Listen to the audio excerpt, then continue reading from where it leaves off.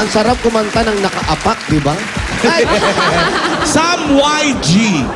Nako, Beth, ito lang masabi ko, nung ang Diyos nagpaulan ng pulang lipstick, nako, ang dami napunta sa'yo. Sinalo mo.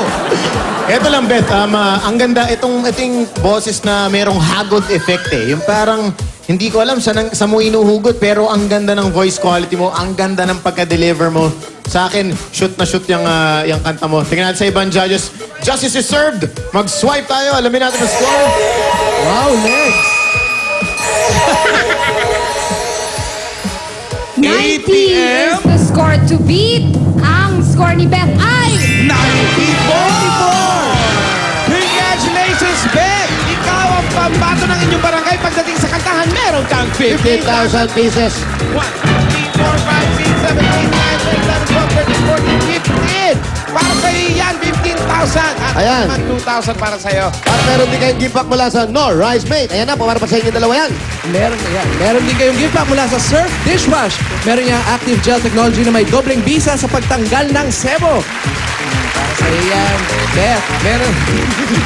Meron ding sachet na murang-mura for 4 pesos lang ang kada sachet at mabibili yan sa inyong suking tindahan. Beth, Thank you po. Maraming congratulations! Salamat po ng marami sa kulang. Okay, congrats. Congratulations sa ating star witness, Beth. Miss Jola. At thank you rin sa mga judges. Ito ang PNB pampato ng video, okay? At mga Dabber Cats, get ready ang mapasigaw sa kaliwa o kanan. Wave, wave, wave! Win, win, win! Sa pagbabalik ng Eat Bulacan! Hiya!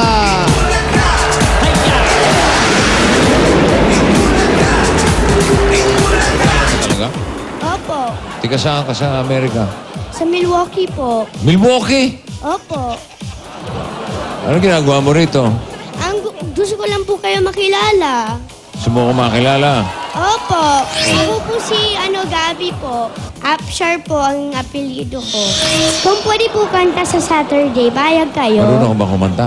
Opo. Ito na lang pag-aralan mo yung umpisa. Mitulo na, mitulo na. Si Mama na magtuturo sa akin sa bahay.